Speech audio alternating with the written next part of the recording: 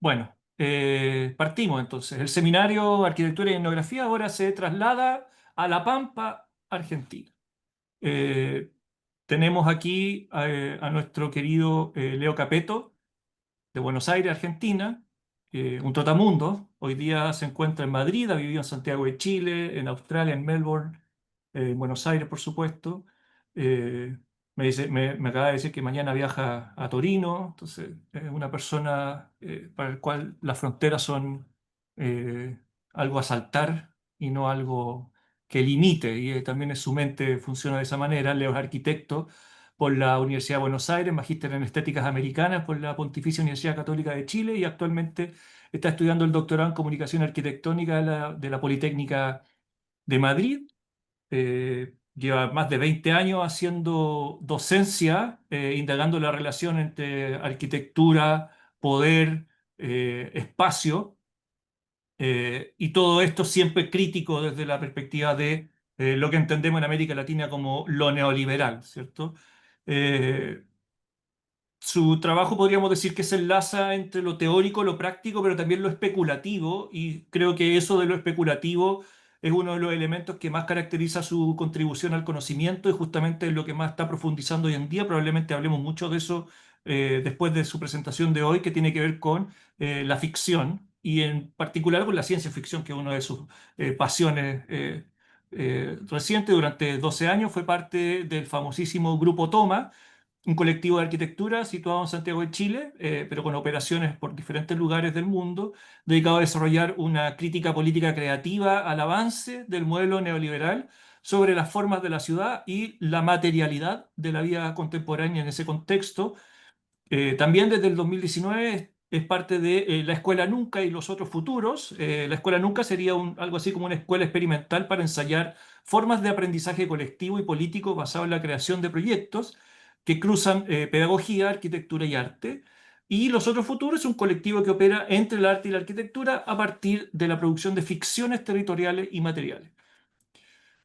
Y ahora lo que vamos a conversar hoy, bueno, lo hablaré él, por supuesto, pero es una investigación sobre las transformaciones territoriales impulsadas por el neoextractivismo argentino en La Pampa. Sobre cómo, por ejemplo, la literatura y las artes se han transformado en espacios de disputa para el avance de esa violencia del proceso extractivo. Y bueno, sobre ciencia ficción tercermundista, sobre La Pampa, sobre Argentina y sobre las contradicciones neoliberales. Dejo ahora con ustedes al gran profesor Leo Capeto que nos va a hacer esta presentación. Bueno, muchas gracias, Pancho. Un placer. Muchísimas gracias por la invitación. Voy a compartir y poner esto en pantalla completa. Bueno, espero que se vea bien. Em, bueno, muy contento de estar acá en la escuela de vuelta en Chile, aunque sea de forma cibernética. También contento de que este seminario, que ya de larga data en la escuela, se proponga.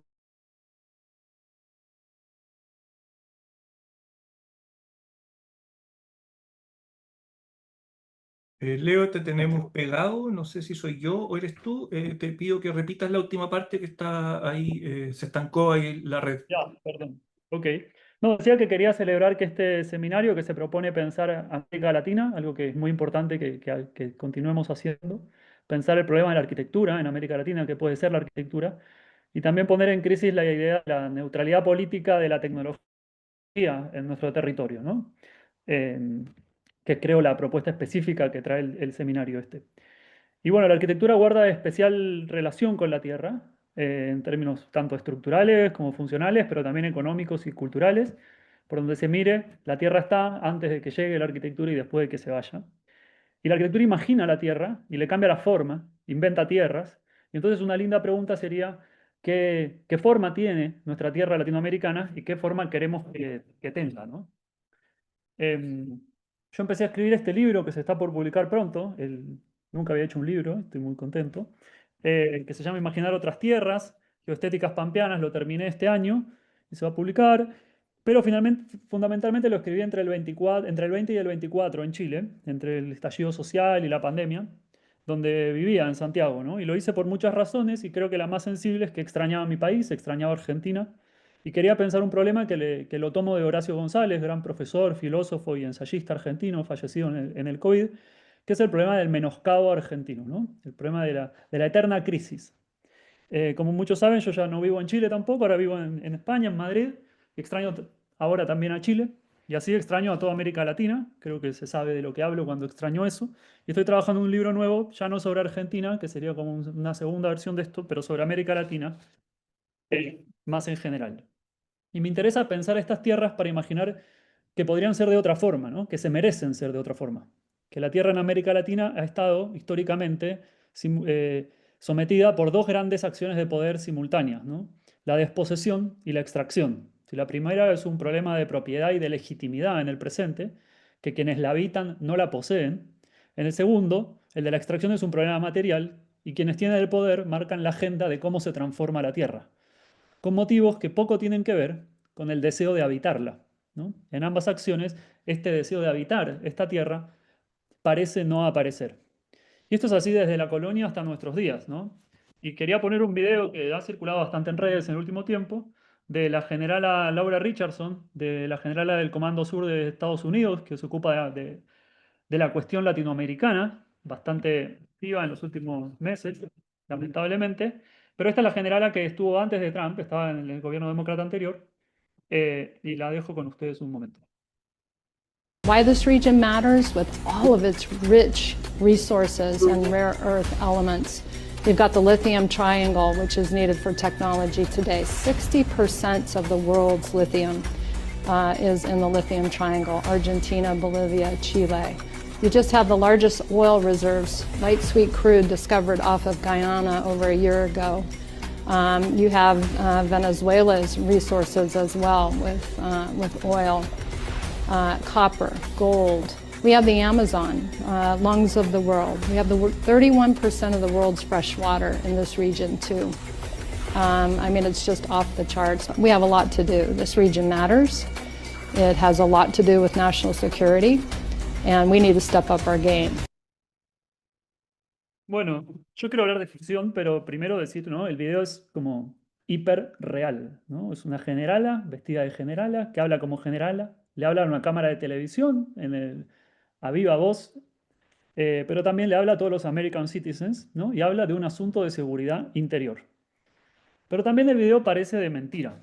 Me interesa pensar este video más bien en clave de ficción que en clave de hiperrealidad, ¿no? La ficción territorial con la que la generala imagina nuestra tierra es una tierra sin habitantes, ¿no? Una tierra poblada exclusivamente por materiales, por minerales, sales, hidrocarburos, aguas, tierras raras, y se babea, parece, casi se babea mientras habla como si estuviese viendo el menú de un delicioso restaurante, ¿no? Como light, sweet, oil y algunas otras frases. No es posible para mí pensar el problema de la tierra en América Latina sin tener en cuenta que hay poderes más grandes que se interesan y operan sobre ella. No aparecemos en su discurso, ¿no? Hemos desaparecido. No se sabe si habla de una América post-apocalíptica de ciencia ficción o una anterior a que la humanidad la habite. Pero nosotros no estamos. Y es importante entonces pensar desde la arquitectura, ¿no? En estos diagramas de poder que ejercen fuerza sobre los territorios que habitamos y que queremos seguir habitando. Y entonces el problema de la técnica se vuelve fundamental en nuestro continente, y de eso quiero hablar, de las técnicas de configuración del territorio, pero también de las técnicas de la resistencia, de las técnicas de cómo visibilizamos el espacio y de las técnicas de cómo narramos el espacio. Y me interesa entonces politizar el problema técnico de cómo ver y narrar el territorio específicamente en la Pampa Argentina. Contra esta política, esta geopolítica, ¿no? Colonial, capitalista, imperialista y en este caso en particular militarista, ¿no? No estamos escuchando una embajadora, ¿no? Estamos escuchando una generala de ejército que opera sobre esta tierra como si se tratara de un vacío cultural, ¿no? Me interesa oponer la idea de la geoestética, una forma sensible, creativa y vitalista de vivir y pensar nuestros propios territorios. Es como una contraimaginación que se interesa por la proliferación de la vida, el arte y la diferencia como formas de resistencia. En particular me interesa la técnica de la ficción, de la invención de historias, de la creación de utopías, de la imaginación de territorios y de cómo eso se cruza con la realidad y de qué y cómo se cruza. Pero bueno, voy a hablar de la Pampa, de esa tierra fértil y vaporosa, motor identitario de la gran contradicción argentina, motor económico de su permanente y desesperada búsqueda de dólares, motor cultural de una enorme tradición imaginaria. Y mi hipótesis es muy simple. La Argentina decidió crear otro país paralelo a sí mismo. Es un pliegue. Este pliegue es un país otro, una Argentina imaginaria. Y tiene en su literatura su principal bastión de resistencia, pero no el único. Ambos países se comunican, a veces se confunden. Hay múltiples representaciones del espacio pampeano, ¿no? Es un espacio que ha sido súper representado en la tradición argentina y hay múltiples seres en esas representaciones y todos transitan por la confusa niebla entre la ficción y la realidad. En el siglo XIX, como pueden ver en el mapa, ahí al centro abajo, el reparto de la Tierra, ¿no? en el último cuarto del siglo XIX, se hace con este dibujo grillado, indiferente a sus habitantes y a sus accidentes geomorfológicos en direcciones norte-sur y este-oeste, de una mirada universal y abstracta del mundo. El alambrado es el que define materialmente lo que es una perfecta cuadrícula propietaria. La nueva tierra, conquistada tras el genocidio, se reparte entre 2.500 familias, traicionando al proyecto migratorio. Y el plano asigna cuadrados a apellidos ilustres, que ustedes acá no llegan a ver, Iturbide, Anchorena, Toribio Achával, Bernasconi. Ya en el siglo XXI, en 2003, en la imagen de arriba a la izquierda, en el diario La Nación, aparece una propaganda publicada por la empresa Syngenta para promocionar su sistema, Centinela, el cual permitía obtener información en tiempo real sobre plagas y enfermedades en los cultivos y coordinar la información regional, citando textual a la propaganda. Al centro del mapa, el mapa de la izquierda, la República Unida de la Soja. Verde, transnacional, pospolítica. Cito, la soja no conoce fronteras, la información de Centinela tampoco. La asociación que propone el afiche entre un proyecto agroindustrial y un sistema de información, vigilancia y control se consolida gracias al no reconocimiento de las fronteras nacionales. La República Unida es un territorio constituido por una asociación tecnológica que se filtra a través de los dispositivos estatales para dar forma a este territorio corporativo, fluido y en constante expansión. Al mismo tiempo, interesante, el nombre tiene un tinte político heroico, República Unida, que remite a las ideas de patria grande reivindicadas por múltiples movimientos latinoamericanos a lo largo de la historia. Centinela, que es la denominación de ese soldado a cargo de la vigilancia y la observación de sentir posibles presencias enemigas, es el nombre que toma este sistema tecnológico que acompaña a la soja para constituir esta república. Vemos cómo la antigua alianza entre el Estado y el ejército para la consolidación originaria de nuestros Estados-naciones es reemplazada ahora por una alianza corporativo, militar, agroindustrial para constituir el territorio sojero contemporáneo, verde y postpolítico. El mapa le da forma a esta ficción política en donde la tecnología marca nuevos territorios y redefine la geopolítica, escabulléndose entre la Pampa y el Amazonas, el granero del mundo y el pulmón del planeta. Quizá la ficción que se propone sea tan ficticia como esas fronteras políticas que la mancha verde vuelve bien borrosas. Esos bordes que definieron durante la modernidad la identidad política y propietaria del territorio. La República Unida de la Soja se constituye principalmente con un paquete tecnológico. El glifosato y la planta de soja genéticamente modificadas, que se comercializan juntos por una famosa empresa llamada Monsanto. Y juntos también luchan contra la maleza. La planta de soja es una simple planta de soja a la que se le insertó un gen de una bacteria de suelo para entonces interrumpir una ruta de ácido bioquímico y así la planta resiste a la acción del glifosato. Se vuelve indiferente a su compañero de paquete tecnológico. Insensible, impermeable, y así la planta es idéntica en términos formales a su versión anterior, la no modificada. El glifosato, por su parte, es un herbicida de amplio espectro, no selectivo, o sea que no le da lo mismo, afecta a múltiples especies y elimina arbustos y hierbas que generalmente se consideran maleza. El objetivo biológico es una enzima y así interrumpe la capacidad de transmisión de esa enzima y detiene el crecimiento de la planta, la cual muere a los 2 días de la aplicación. Se rocía principalmente desde estos aviones mosquito y se absorbe por la cutícula de las hojas de las plantas. Pasa hábilmente inadvertido en la pampa contemporánea. Es incoloro e inoloro como el agua. Se aplica como un rocío que recrea la humedad de la fresca brisa matinal, se filtra en las napas y se mezcla con charcos, ríos y riachos y vuelve tóxica todo el agua a su alrededor. Su presencia es difícil de ser probada, pero puede ser supuesta una vez que las plantas marchitan, los animales se intoxican, los bebés nacen deformes, los niños enferman o los trabajadores rurales mueren. El glifosato viene del agente naranja, de la guerra de Vietnam, lo produce todavía la misma empresa, de la guerra del napalm. De la industria de la muerte a la industria de la vida, de la necropolítica a la biopolítica, y revolución verde lo llamaron en esos años. El capitaloceno es la era geológica en la que el capital define la forma de nuestro planeta. Contra la popular idea del antropoceno, tan de moda últimamente, en donde la humanidad toda pareciera compartir la responsabilidad, donde éstas se desdibujan, los nombres propios desaparecen, me interesa repolitizar esta cuestión de la escala planetaria. El capital, con sus sistemas de jerarquía, de desigualdades, de repartos de roles, con su sistema de herencia propietaria, con su asignación de otredades, de clase, de género, de raza y de especie, con su ambición de crecimiento infinito, de concentración radical de riqueza y poder, a ese capital es al que me interesa cuestionar. Creo que no podemos seguir hablando de naturaleza, de naturacultura, de más que humanos, de Donna Haraway, ya tan citada, a la que yo también cito, pero si no hablamos de la estructura principal que le da forma a todas esas fronteras que nos proponemos trascender. Y esto requiere una mirada a la vez histórica y política, y por las dudas, al Manifiesto Cyborg de 1983, la tan citada autora, me remito. El capital nos mira como mira a nuestro planeta despolitizados, como mera naturaleza, y nos saquea. Somos un pedazo de tierra redonda flotando en el vacío, disponible para su observación y su explotación. El cambio climático y sus incendios, como el de abajo a la derecha en La Pampa, Argentina, en 2019, operan más allá de las fronteras cuadriculadas, tanto de la propiedad como de la nación. Es impulsado principalmente por emisiones de dióxido de carbono de una de las grandes revoluciones del capital, y quienes emiten son los países llamados del norte global y quienes la sufren son los territorios coloniales del tercer mundo.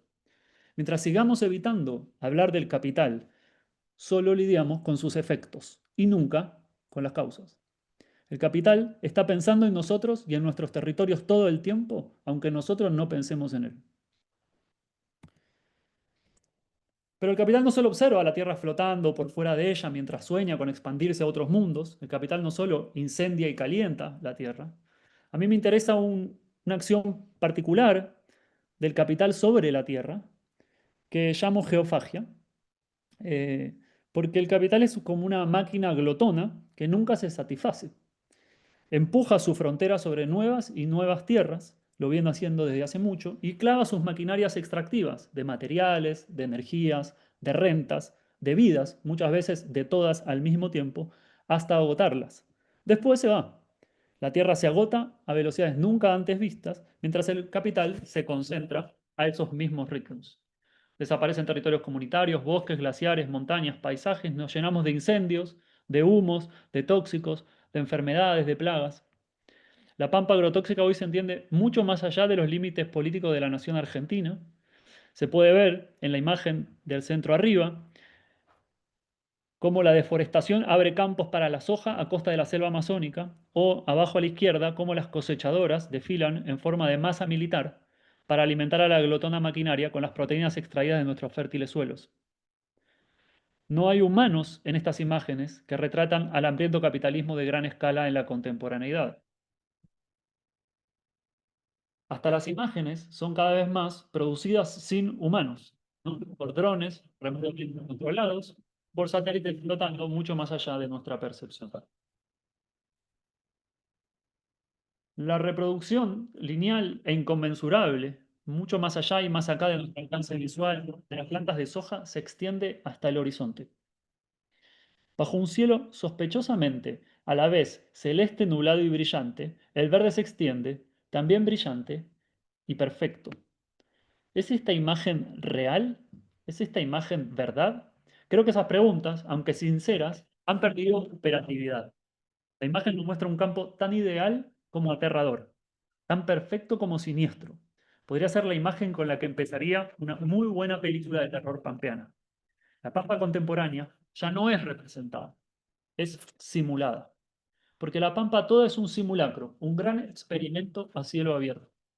Ya no vivimos en el mundo moderno, ya no habitamos la Pampa moderna, porque la Pampa contemporánea, el sexo devino ingeniería genética, la reproducción devino replicación, el trabajo robótica, la cooperación comunicación, la perfección optimización y el capitalismo informática de la dominación. Las formas de imaginar la Pampa también cambian de género. Ya no hay novelas de la Pampa, hay solamente ciencia ficción. Ya no es posible la novela La Pampa del monocultivo agrotóxico porque ya no hay experiencia humana de la cual dar cuenta. Pero la ciencia ficción papiana es de un tipo muy particular. Está situada en el presente y en la Pampa. Esta narrativa no sucede ni en un futuro lejano después de una gran extinción, ni en una galaxia a miles de años luz en un planeta desconocido. La ciencia ficción papiana sucede en este mismo momento y en este mismo lugar. Su tiempo verbal siempre es el presente y su localización es esta pampa del monocultivo sojero agrotóxico. Los problemas a los que se enfrenta son los de hoy y aunque hay muchas metáforas, están situadas entre la contemporaneidad y la historia argentina. La tecnonaturaleza entonces es producida por el capital. Es su construcción más ambiciosa, me gusta pensar. Su construcción definitiva, aunque siempre que decimos eso el capital nos sorprende nuevamente. El capital siempre estableció con la naturaleza una relación de dominación, pero en la era del capitaloceno la naturaleza está desnaturalizada e incorporada definitivamente al circuito del capital, ya no como una preexistencia, sino como un producto, y por ende como reproducible.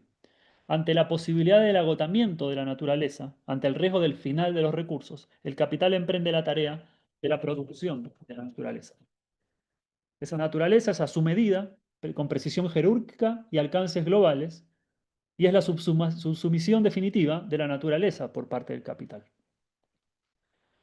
En este contexto, me gusta pensar que la geoestética puede ser una propuesta de imaginar una especie de fiesta imaginaria de resistencia pampeana. ¿No? La literatura pampeana contemporánea produce fenómenos extraordinarios. La intemperie, por ejemplo, es un fenómeno vegetal de gran escala y potencia descomunal. Es un crecimiento desmesurado y acelerado de plantas y malezas que se come la ciudad de Buenos Aires y retrotrae el territorio a un estado preurbano y precivilizatorio. Es un fenómeno del avance de la naturaleza sobre la metrópolis que la devora por completo y la pueden revisar en El año del desierto, una gran novela de Pedro Mairal del año 2005. O el fenómeno de las moscas, que son nubes negras que surgen de los interiores de cadáveres humanos en descomposición y que inundan la atmósfera pampeana hasta poner fin al mundo con esta mancha negra definitiva. Se retrata en este caso por un texto que va avanzando, tachándose a sí mismo, hasta terminar en una página absolutamente tachada en la forma de un rectángulo negro de simbolismo mortuorio, terminando así el poemario de Julián Joven, Un pequeño mundo enfermo. O después está este pack de Ovejín y Pulpín, que generó gran sensación en el colectivo ahí chileno. Ovejín es un ser vivo y juguete sexual al mismo tiempo. Se compone exclusivamente de una carne con un único orificio recordando al ano de una oveja.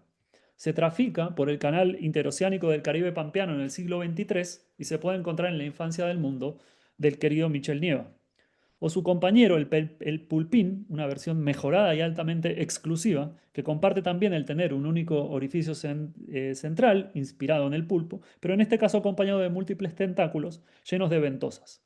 Hace uso de cientos de poros de la piel al mismo tiempo para penetrarlos y estimular sexualmente al usuario de manera múltiple, descentrando, como diría Paul Preciado, la sexualidad genital.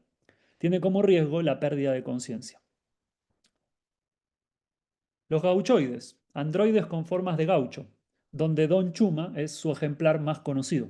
Se compra por internet, llega en una caja listo para ser ensamblado y se pone en funcionamiento. Cumple todo tipo de labores domésticas y aparte canta música tradicional pampeana en tu departamento porteño.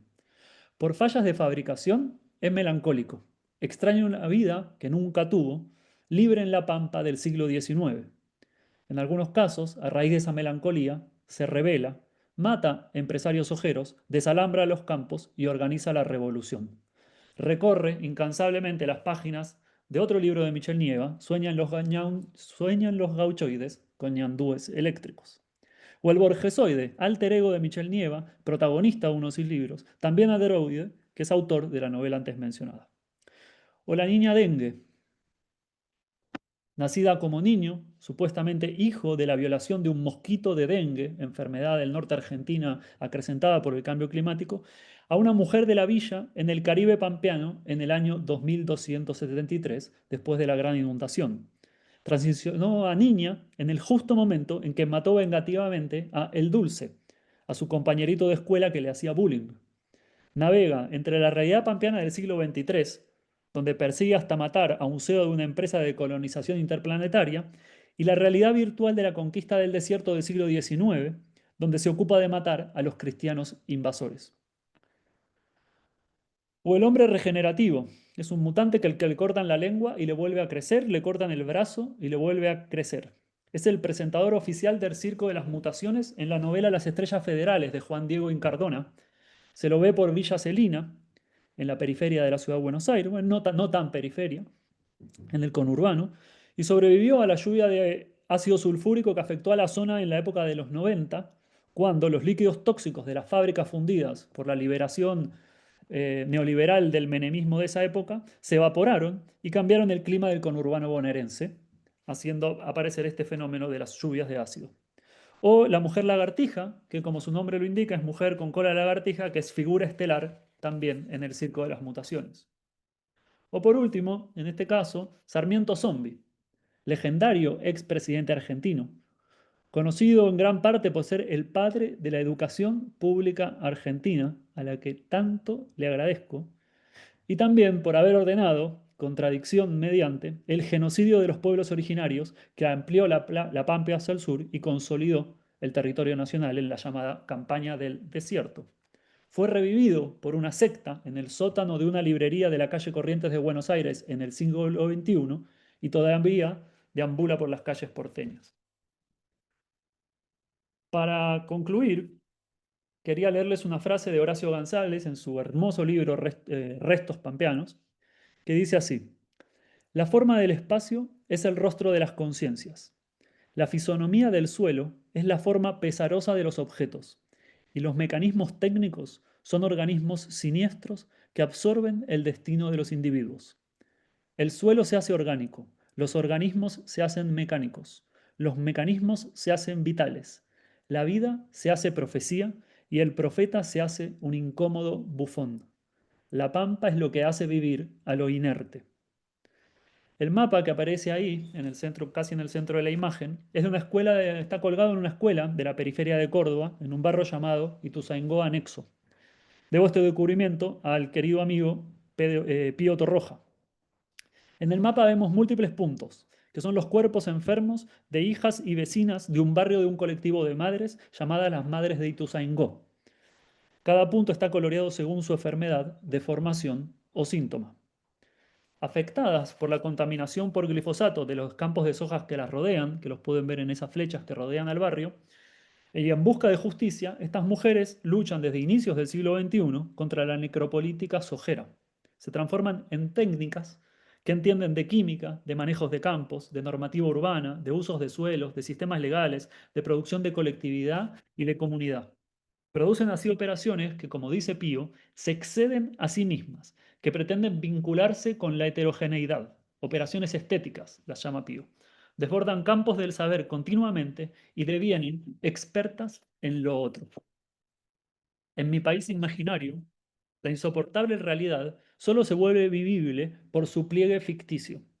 Plegarse sobre sí misma, porque a veces la realidad también parece ficción, una y otra vez, como ese mapa que va de una escuela a otra, de una institución a otra. Es la estrategia de supervivencia de una cultura y una tierra que, si no, a veces parecería merecer desaparecer. La pampa imaginaria, vaporosa e incierta, la tierra donde, como decía Sarmiento, soñamos despiertos. Ojalá, más temprano que tarde, los gauchoides salgan de las páginas de los libros a desalambrar la pampa. La China Iron nos invite a ser parte de una manada multiespecie y los niños con cáncer no sean más que una mala idea de un escritor de poca monta, sepultado bajo el polvo en alguna de las bibliotecas de mi país. Mientras tanto, el menoscabo argentino está ahí, fabuloso y doloroso por igual para quien quiera participar en él. Los personajes verdaderos parecen de ficción, los personajes ficticios se vuelven reales. La realidad se evidencia como invención y las invenciones hacen paradójicamente habitable la agrotóxica extensión. La Pampa es como un teatro dramático donde a la hegemonía tecnonatural le enfrenta una fabulosa confabulación de gauchoides, colectivos de madres, niños con cáncer, zombies, malezas, chinas, escritoras, campesinos, científicos y mutantes, armados con literaturas, ciencias, artes, tecnologías, delirios y enfermedades que luchan por la continuidad de las vidas y de las diferencias en estas tierras. Bueno, hasta ahí yo lo que les quería compartir.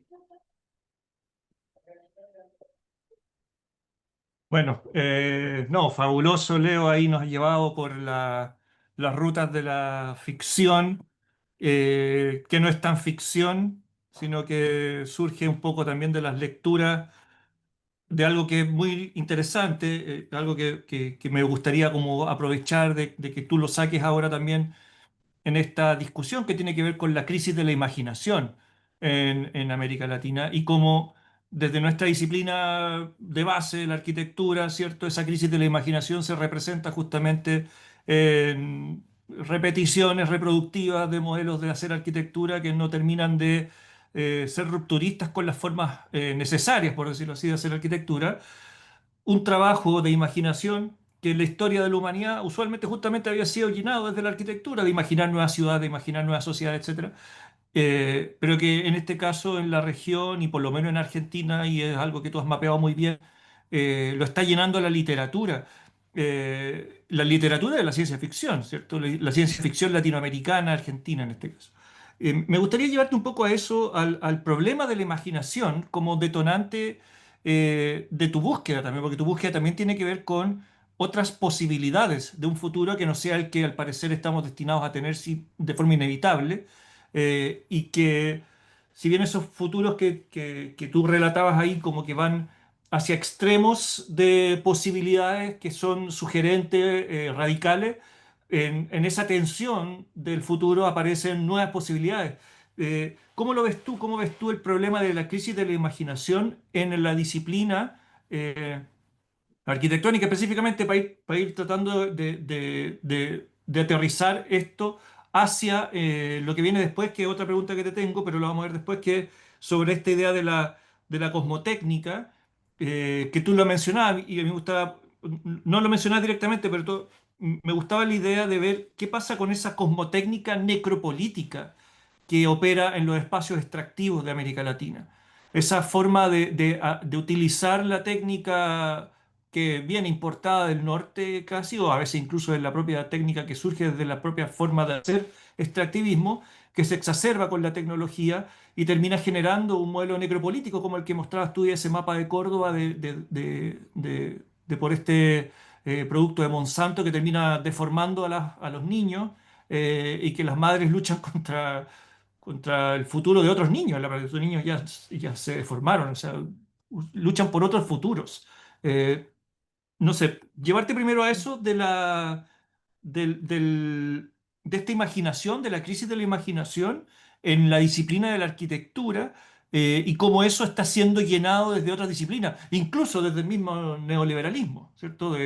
Que tiene sus propias imaginaciones que son productivas y rentistas, que terminan por llenar lo que la arquitectura no es capaz de llenar. No, buenísimo, gracias Pancho. Sí, creo que aparte las dos cosas, digo, los dos títulos que das, ¿no? La crisis de la imaginación y la cosmotécnica necropolítica latinoamericana, ¿no? Como que creo que se relacionan mucho. Em, yo en mi caso, digo, yo de formación arquitecto, profesor de arquitectura, amante de la arquitectura, eh, sí, en los últimos años he ido a buscar, frente a una sensación de mi propia crisis de la imaginación, incluso no solo como un diagnóstico que le hago a los demás, que se los puedo hacer con más o menos sutileza, me lo hago a mí mismo, y a mis cercanos, con quienes comparto colectivos, etcétera. Eh, en los últimos años, yo he ido a buscar eh, referencias de imaginación, formas de la imaginación, técnicas de cómo imaginar a la literatura, y al arte sobre todo, también. Eh, que son disciplinas expertas en la producción de imágenes, ¿no? Y la relación imagen-imaginación es muy importante. Y por eso también en este caso en particular, en este libro y en esto que mostré, también yo dedico mucho tiempo, por un lado, a leer ficciones literarias y a pensar qué imágenes producen y qué historias producen, pero también a ver imágenes que creo características del siglo XXI pampeano, ¿no? Porque me parece que hay que ver imágenes para entender cómo hackear la forma de la imaginación. Em, Creo que en particular la imaginación arquitectónica, y esto va a ser, obviamente, hablando de una escala continental o incluso una escala nacional, son generalizaciones, pero son patrones generales que son muy importantes que atender. Em, Nuestra imaginación arquitectónica está importada, ¿no? Eh, no, no ha habido, como sí, por ejemplo, lo hay en el arte argentino o en el arte latinoamericano o distintos artes latinoamericanos o en otras literaturas latinoamericanas, yo sí puedo decir, existe la literatura argentina. Digo, para mí está clarísimo que existe la literatura argentina. No, por ejemplo, no es tan fácil decir que sí existe la filosofía argentina, por ejemplo. Pero también sí existe el arte argentino. ¿Existe algo así llamado la arquitectura argentina? No. Hay un par de eventos singulares, digo, donde probablemente, no sé, quizá Clorindo Testa es un caso destacable, pero no existe una cultura de la arquitectura argentina. Y tampoco existe la arquitectura chilena. Y tampoco existe, y podríamos decir que no existe mucho la arquitectura latinoamericana. Sí hay excelentes casos, y quizá hay algunos países que han logrado algunas excepciones, podríamos pensar a veces, para mí al menos, en Brasil o en México, ¿no? Los dos grandes mundos que alojan, que América Latina aloja.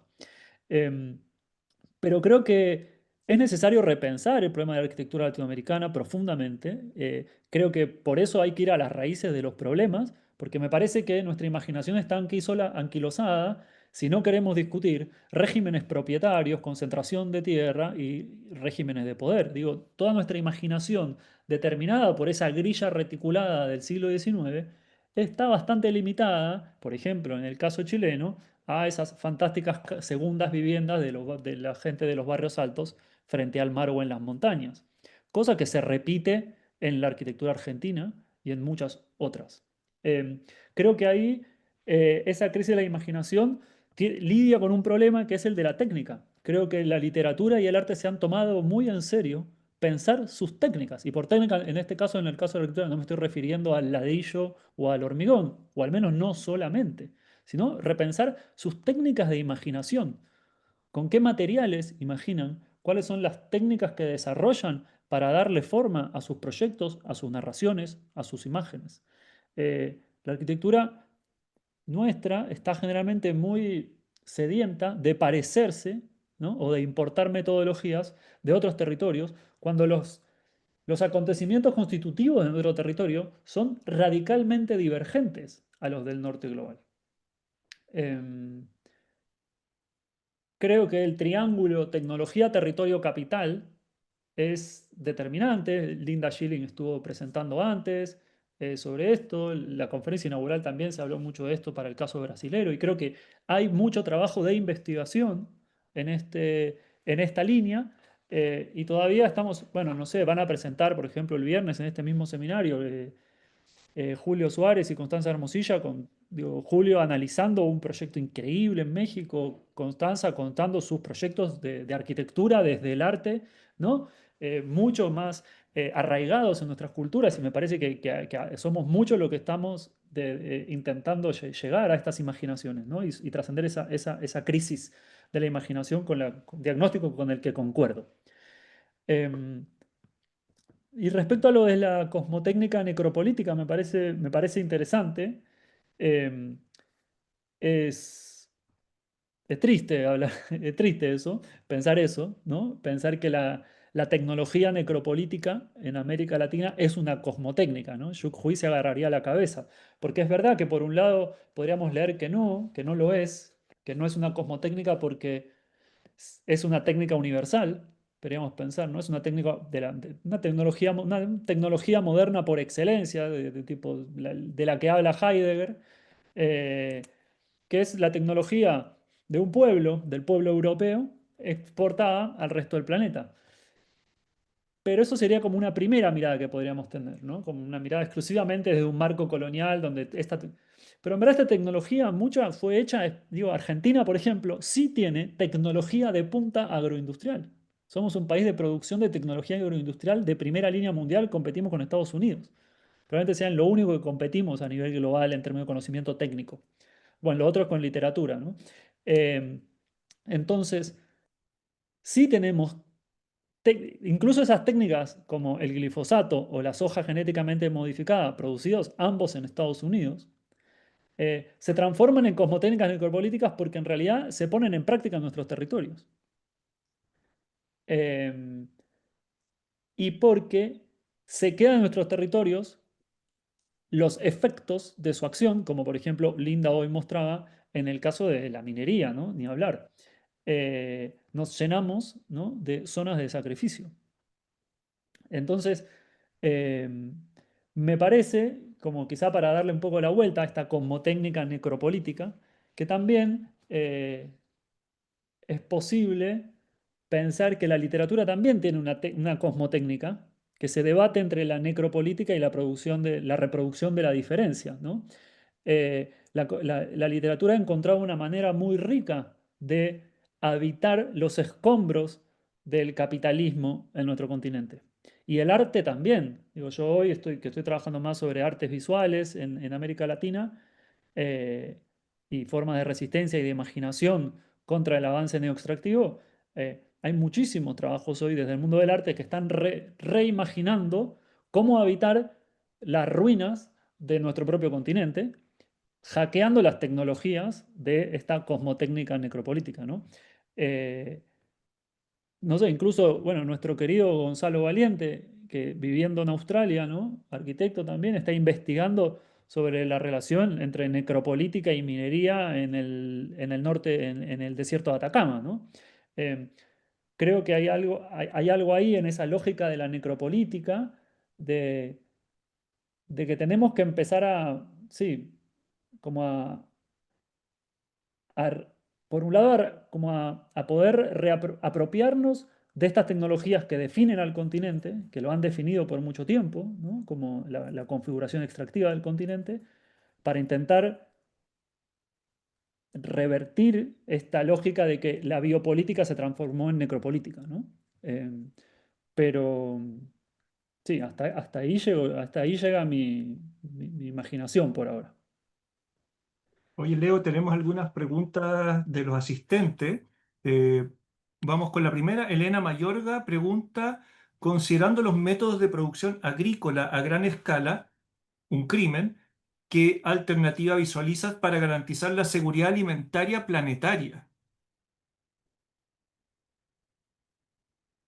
Bueno, a ver, primero voy a decir, lo más importante que voy a decir es, no soy experto en este tema. Hay muchísima gente que sabe más. De hecho, Francisco Vergara tiene grandes investigaciones en los últimos tiempos sobre temas alimentarios. Entonces, creo que hay muy buena bibliografía y autores que hay que hay que ver.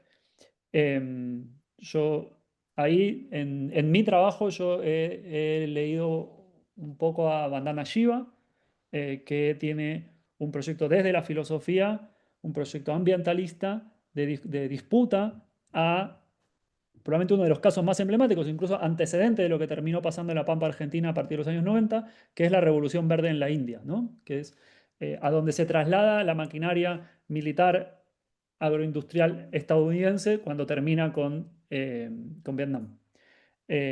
Bajo la consigna de que con esta tecnología aplicada a la agricultura íbamos a terminar con el hambre en el mundo. Bueno, no sucedió. Eh, y creo que ahí aparece clave el tema de la cosmotécnica, clave entender que estos regímenes de producción no solo son de gran escala, sino también son intensivos y agotadores de la tierra. Ahí la persona respecto a la Pampa Argentina que más, para mí más sabe es Walter Penck, que también lo trabajo en mi libro, con un libro maravilloso que se llama El vaciamiento de las pampas, una lectura biológico-política del problema del vaciamiento del suelo, ¿no?, del vaciamiento de los nutrientes, ¿no? la intensidad de la explotación de nutrientes en la pampa argentina va mucho más rápido que la capacidad de la tierra de renovar esos nutrientes y no hay capacidad de recuperación de esos nutrientes mediante la introducción de fertilizantes químicos. Eh, y creo que nuestro continente tiene muchísimas alternativas, de las cuales, hoy otra vez, no soy experto, pero pienso en, por un lado, los proyectos, las comunidades indígenas llevan años, o sea, nuestro territorio ha sido especializado en proyectos agrícolas desde antes de que se llame América. Eh, y aún hoy las comunidades indígenas son las principales sostenedoras de un montón de los territorios que todavía podemos y merecidamente podemos llamar naturaleza. Em, Después, eh, en Argentina, en Uruguay, yo conozco, y no dudo que hay en muchos otros lugares del continente, hay muchísimos modelos cooperativos de producción de alimentos, muchísimos modelos cooperativos de propiedad de la tierra, modelos cooperativos de producción, modelos cooperativos de distribución y también, mucho más fácil para los habitantes de la ciudad, modelos cooperativos de consumo, ¿no? Uno puede formar parte de cooperativas hasta de consumo que muchas veces están asociadas a la compra de productos de mejor calidad y con menos intensidad productiva y menos consumo agrotóxico, ojalá muchas veces también producidas por otro tipo de cooperativas. Y después bueno, están los modelos agroecológicos, se está debatiendo mucho que si su capacidad, como se debate mucho, si su capacidad productiva está a la altura de los requerimientos del mundo, hay mucha bibliografía que dice que sí, pero desconozco si hay una respuesta definitiva al asunto. Em, Recomiendo entrar a la página de la FAO, en este caso, en Naciones Unidas. Ahí hay mucha bibliografía que como también, al menos para mí me sirvió, ya que no soy un experto en el tema. Ahí Gracias, hay una Elena. pregunta, sí, hay una pregunta que sale de Pablo Flores, que me parece que se encadena con esta, que está bien interesante. Vamos a dejar, hay un par de preguntas más que son parecidas, que las vamos a dejar para después. Pablo acaba de preguntar, si entendemos que el territorio hoy en día se produce de manera maquínica, ¿podría llegar el momento en que la cosmotécnica y las ficciones sean también producidas por máquinas?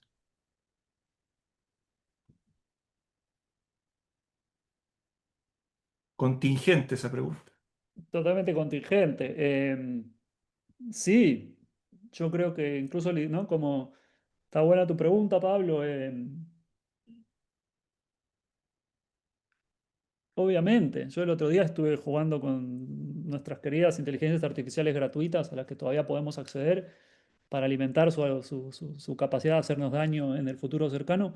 Y porque estaba escribiendo el prólogo del libro para la edición en castellano y quería ideas de consolas ficticias con las que jugar una versión más avanzada de los juegos que propone Michel Nieva. Yo quería hacer una nueva versión de Cristianos versus Indios, el famoso videojuego de una de sus novelas.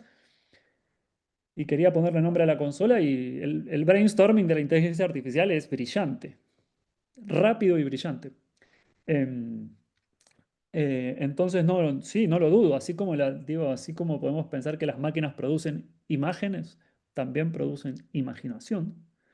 Em, lo que creo que vale la pena preguntarse es de dónde extraen su voluntad, ¿no? Su voluntad, me refiero de imaginar qué, por qué imagina, ¿no? Y probablemente esa voluntad no la tiene la máquina, ¿no? Probablemente esa voluntad la tiene como la- se la disputan entre Silicon Valley y algunos otros núcleos de producción, ¿no?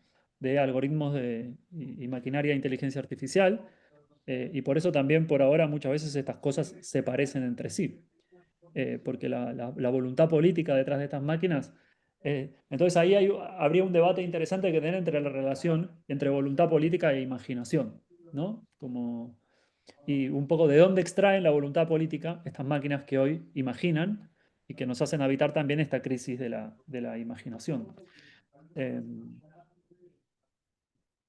pero sin duda, está buena la pregunta y está buena pensar, a mí me da ganas de entonces pensar, bueno, che, ¿y qué? No sé, bueno, este año ¿no? el pabellón de Chile de arquitectura en la Bienal de Venecia, de Serena D'Ambrosio, Nico Díaz y Linda Schilling, que tenía que ver sobre el consumo, el daño ambiental detrás de esta gran consumo y producción de datos, a mí me da ganas de pensar en esta línea de lo que dice Pablo, bueno, ¿cómo podemos producir inteligencias artificiales del tercer mundo, ¿no? ¿Qué significa? ¿Qué es una inteligencia artificial que tiene una voluntad política tercermundista, que tiene una voluntad política de resistencia? Eh, Sería hermoso ver propios motores de inteligencia artificial producidos desde nuestros territorios por nuestras luchas políticas históricas, a ver si finalmente producen gauchoides. Así que Pablo, ahí tarea para la casa. Ahora voy a fin de año para allá. Ojalá tengas un motor de inteligencia artificial tercermundista trabajando para nosotros. Oye, hay otra pregunta, Leo, que va en línea también con esto y que se encadena también con algunas de tus reflexiones que ya has ido ensayando. Está un poco más directa, la hace Julio Suárez, y Julio Suárez, director del Magíster en Prácticas Socioespaciales, y no sabía que se podía, pero un asistente anónimo hace una pregunta muy similar. Voy a tirar la que tira Julio, que se parece también. Eh, ¿Qué le dirías a los estudiantes de las escuelas de arquitectura para despertar la inquietud por imaginar nuevos mundos? Em, Lo has dicho, o sea, yo te he visto decir cosas, entonces tienes algo que responder a eso. sí, o sea, primero preguntarse si el mundo que tienen les gusta. Em, y si el mundo que imaginan que se viene les gusta. Para mí esas dos respuestas están bastante claras. A ver, no, quizá igual hay que ser justos también, pobre mundo. El mundo es increíble para mí, pero podría ser mucho mejor, ¿no? Y si uno cree que el mundo puede ser mucho mejor, no un poco mejor, mucho mejor, bueno, vale la pena intentar imaginar cómo puede ser. No es una tarea simple, no se van a cumplir las imaginaciones. Nuestro territorio es históricamente un gran productor de utopías, ¿no? Eh, y creo que esa es otra parte, creo que la otra mitad de mi respuesta, que quizás no la hemos dado tanto en la Escuela de Arquitectura, y que es una tarea de hacer, me parece, que es leer nuestras historias, leer la historia de nuestros países, la historia de nuestros continentes, como dejar de leer las historias extranjeras a veces, o no solo leer las historias extranjeras, sino que cruzarlas con las historias de nuestro continente. Creo que nuestro continente está lleno de grandes proyectos de la imaginación. Eh, Digo, mi frase de Argentina, país imaginario, la robo de un documentalista chileno que pensó que en los años 70 Chile hubo un país imaginario. Entonces creo que la realidad política de nuestro continente en su historia ha producido imaginaciones maravillosas, eh, que a pesar de que no siempre terminaron de la mejor manera, porque a veces la batalla es desigual, merecen seguir siendo pensadas, imaginadas, no para repetirse, sino para reescribirse. eh, y, y creo que, creo que las escuelas son un enorme lugar para ensayar, para practicar la imaginación. La imaginación no es algo que aparece de un segundo para el otro. Que uno dice, ay, no tengo imaginación y entonces me voy a tomar una pastilleta. No, es algo que se practica, como se practica jugar al fútbol, como se practica dibujar un plano o como se practica aprender a cantar. La imaginación es una práctica. Hay que predisponerse anímicamente, sentarse o hacer lo que uno quiera, estimularse y meterle, meterle, meterle. Y vamos a imaginar mejor si empezamos a imaginar pronto y vamos a imaginar peor si no nos ponemos a intentarlo, ¿no? Pero es una tarea muy Súper, importante. súper, Leo. Yo quiero llevarte un poco, ya para ir cerrando, y llevarte al inicio de tu presentación, a esta generala de Estados Unidos, con esta deliciosa posibilidad del menoscabo, desde el norte global al sur, ¿cierto? Eso que tú decías, como que se le hacía agua a la boca de hablar del litio, del triángulo del litio. eh, de ese menoscabo. ¿Cómo imaginar teniendo esa amenaza encima, ¿cierto? ¿Cómo pasar de la imaginación al hacer? No te pido una respuesta, pero sí porque es muy difícil decir, ah, esto hay que hacerlo así, ¿cierto? Pero la reflexión del hacer distinto al... Pero en este caso, tu reflexión tiene mucho que ver también, y la presentación, con esta... Por eso yo te decía lo de la como técnica necropolítica, porque en la práctica nosotros adaptamos nuestras formas de hacer a lo que se espera que hagamos, desde el norte global, desde ese lobo hambriento que está esperando que la oveja engorde lo suficiente para saltarle encima y comérsela, y le está diciéndole a la oveja, come, come grasa, te hace bien, cuando no te hace bien, cuando no te hace bien. Y creo que nosotros obviamente somos la oveja y no el lobo, pero ¿cómo pasar al lobo? O aunque sea a perro, ¿cierto? Ya no te pido ser lobo, pero al menos seamos varios perritos chicos que somos capaces de al menos hacer que el lobo la piense dos veces antes de llegar y saltar y comerse a todos. ¿Cómo pasar desde esa situación más pasiva de hacer lo que te dicen, que es básicamente lo que hoy día pareciera ser que ocurre más que nunca en la historia reciente de América Latina, a volver a tratar de tomar las riendas de lo que hacemos? Sí, yo creo que cruzándolo con, o sea, digo, pienso en mi país, ¿no? Digo, Milei ahora está en Estados Unidos de nuevo. eh, y cuántos cheques en blanco habrá firmado nuestro presidente para conseguir los dos préstamos, ¿no? Por 40.000 millones de dólares. El Tesoro norteamericano comprando pesos argentinos. Em, ¿Cuánto litio nos va a costar? ¿Cuánto gas natural nos va a costar? ¿Cuántos glaciares? Creo que yo pienso que hay una, como por simplificarlo de alguna manera, para mí hay como una doble agenda, que justamente es a mí la que me interesa, que es la agenda entre la ficción y la política. Eh, Creo que tenemos que encontrar círculos mucho más virtuosos de retroalimentación entre nuestros aparatos de imaginación cultural, y me refiero a las artes, a las literaturas, a nuestro cine. América Latina es riquísimo en términos de producciones culturales, de producciones artísticas.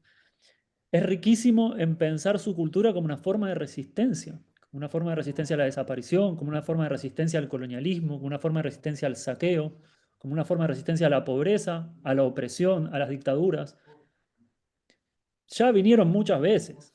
Esta generala no fue la primera y no va a ser la última. Sin embargo, el aparato cultural latinoamericano resiste produciendo diversidad, imaginando formas de resistir y construyendo formas de resistir. Creo que a veces, y hay casos, probablemente los años 70 en Chile, probablemente la década ganada en Argentina en los inicios de este siglo, probablemente en Brasil, todavía, ¿no? Hoy en Brasil, y probablemente hoy, quizá en México incluso, es posible imaginar formas de retroalimentación entre los aparatos de producción de imaginación pública, como los aparatos culturales, y los aparatos del poder político tradicional, ¿no? Yo realmente sí creo en una articulación entre el aparato cultural y el aparato del Estado. Creo que el Estado sigue siendo, no soy anarquista en ese sentido, digo, creo que el Estado es por lo que tenemos que pelear, porque es la institución más importante del que disponemos, junto con la cultura, para transformar los estados reales de la cosa. Y creo que una alianza entre un aparato de ficción y un aparato de realpolitik, como es el Estado, y creo que esa es la oportunidad que se perdió Chile en estos últimos 4 años, ¿no? Eh, Creo que esa es una de las oportunidades perdidas en Chile, eh, porque cuando se logra el acceso a la institucionalidad del Estado, hay que aprovecharla para armar los círculos virtuosos con los aparatos culturales. Y dejar pasar esa oportunidad es un pecado que a veces no da ganas de perdonar. Pero bueno, ya vendrán nuevas oportunidades. Tal vez, tal Tal vez. vez. Bueno, anoté varias palabras clave antes de ir cerrando y agradeciendo también la participación de Leo con su sustantiva investigación en la ficción latinoamericana, argentina, situada en Argentina, pero que para situarse en Argentina también él ha leído mucho sobre el resto de la región, tratando de entender cómo se producen esos ciclos de ciencia ficción latinoamericana y cómo eso se sitúa. Hay varios conceptos que son bien interesantes, que yo creo que son como tus palabras clave. Yo un poco me dedico muchas veces a tratar de entender las cosas a través de palabras clave. Leo acá menoscabo, son palabras como que no son habituales, por eso les pongo como palabras clave que pueden ser muy útiles para lo que estamos tratando de hacer en el seminario, que es producir una potencial hipótesis de cosmotécnica de América Latina, una definición. Se habló de menoscabo, se habló de geoestética, se habló de imaginación de maleza, un concepto que a mí me parece súper interesante, esta idea brutal de que la maleza hay que sacarla, pero la maleza es la que crece naturalmente, entonces, ¿por qué hay que sacar lo que crece naturalmente de la tierra? El capitaloceno, no el antropoceno, la geofagia, la tecnonaturaleza, el monocultivo, la simulación, la necropolítica sojera también. Yo creo que ahí hay varios conceptos que alimentan esta conversación. Eh, en este caso, vamos a decir, desde Argentina ya hemos conversado con gente de Ecuador, de Colombia, de Brasil, de Chile. Estamos produciendo de diferentes maneras de México cómo llegar a una idea, una hipótesis, una posibilidad de definir la cosmotécnica que luego podremos discutir en un ámbito ampliado, por supuesto, siempre ampliándolo, pero tratando de concentrar en este embudo que metimos ideas que vienen de diferentes perspectivas para abrazar una definición. No es que queramos tener la definición total, sino que es simplemente una idea de definición de qué entendemos por cosmotécnicas en América Latina. Mil gracias, Leo. Siempre bienvenido. Te echamos mucho de menos acá en el día a día. Eh, Te mandan millones de corazones acá los asistentes. Eso me aparece, me Harto, aparece. ya, harto exalumno ahí del magíster también, como que hay como fan club de tus clases, me imagino, a pesar del sufrimiento en algún momento Ay, qué que es, me lindo. imagino. No, bueno, es un Sí. poco, este formato de Zoom es un poco anónimo porque no, yo al menos no veo quiénes están, solo veo un montón de hermosos corazones que flotan hacia el éter. Eh, Nada, yo agradezco mucho al seminario, a toda la gente de la escuela, a vos, Pancho, al cole, a Julio, que no dudo que estuvo detrás de esta maquinación de la cosmotécnica. Em, a la gente, a los compañeros, a los estudiantes siempre, a los estudiantes primero y últimos siempre. Eh, y nada, ojalá podamos seguir teniendo espacios para pensar América Latina, que si no lo hacemos nosotros, lo van a hacer otros. Así que nada, feliz de que sigamos trabajando en estas líneas y bueno, ojalá nos veamos pronto por allá y si no por acá. Yo estaré a fin de año ya con un proyectito, así que nos veremos por ahí seguro. Bueno, muy agradecido de tus ojos brillosos también ahí de emoción Sí. que compartimos Se desde extraña acá. mucho también. Sí, Sí, no, no, aquí, o sea, te fuiste que uno, yo no vamos a hablar de eso en este momento, pero sí, obviamente, invitarte también a ti, que mañana vienen dos exalumnas tuyas a hacer una sí, presentación, Maricel y Dora, eh, hermoso, vamos a estar ahí, vamos a estar Maricel, ahí. Maricel Delgado, Dora Arroyo, que estaban ahora en el público. Con dos presentaciones fantásticas que también contribuyen mucho a la conversación. Maricel desde Perú, Dora desde Ecuador, y vamos a ir viendo cómo se va llenando este vasito de ideas para tratar de comprender qué entendemos por cosmotécnica en América Latina. Así que muchas gracias a todos los presentes. Gracias, Leo, nuevamente. Un abrazo ahí a la distancia transoceánico, transatlántico, con todo el cariño del mundo. Y bueno, nos vemos, pues estamos ahí en contacto. Un Eh, abrazo, muchas gracias.